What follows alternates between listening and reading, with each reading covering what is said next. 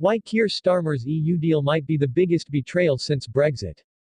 In the heart of Westminster, a shadow loomed larger than usual. Keir Starmer, the leader of the Labour Party, stood at a podium, flanked by an array of flags and cameras, ready to unveil a deal that could rewrite the future of Britain's relationship with the European Union. But as he began to speak, whispers of betrayal filled the air, leaving many to wonder, was this a step forward for the nation or a monumental mistake? It was a crisp autumn morning, the kind that hinted at change. Just days before Starmer's announcement, rumors swirled through the corridors of power. Friends and foes alike speculated about the deal's implications. Was Starmer really planning to re-enter the EU's single market?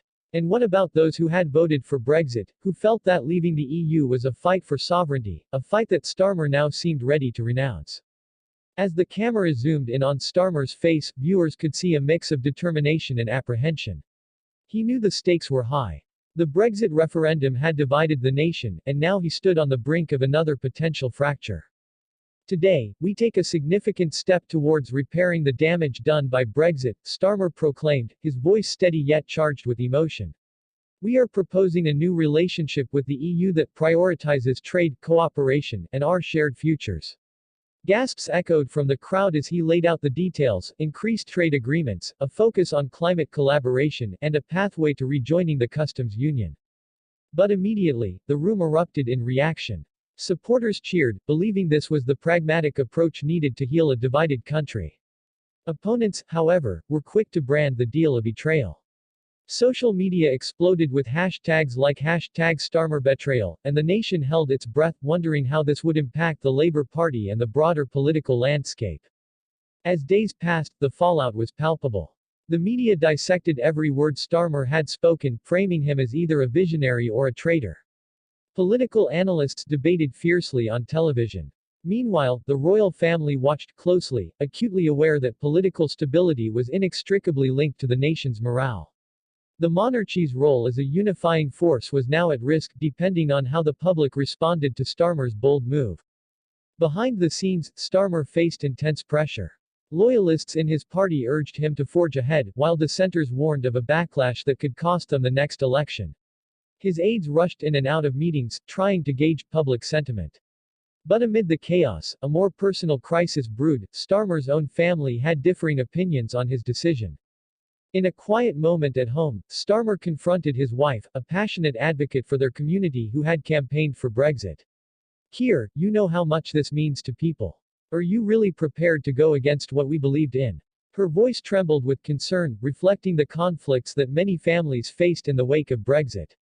As tensions mounted, Starmer's resolve was tested. Was he willing to risk his legacy for what he believed was necessary for the country? Could he truly unite a nation divided by a referendum? Then came the unexpected. A poll revealed that a majority of the public supported Starmer's deal, believing it could bring economic stability. It was a turning point, one that reignited the debate.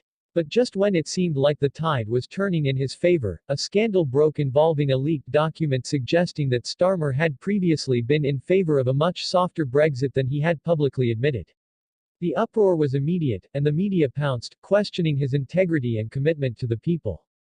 "Is this what we've come to?" a prominent journalist asked during a live broadcast. A leader who changes his stance to suit the political winds. As the drama unfolded, the royal family released a rare statement urging unity and understanding. With the nation watching closely, Starmer prepared for a pivotal speech that could either consolidate his power or lead to his downfall. The tension was palpable. Would he double down on his vision or retreat in the face of backlash? In his speech, Starmer took a deep breath, looking into the eyes of the crowd. He acknowledged the pain of the past but emphasized the need for healing. "We cannot move forward without addressing our differences. This deal is not just about politics, it's about our future as a nation." As he concluded, the crowd erupted in applause, but questions lingered. Was this a true path forward, or merely a temporary salve for deep wounds? The suspense hung thick in the air, leaving viewers at the edge of their seats.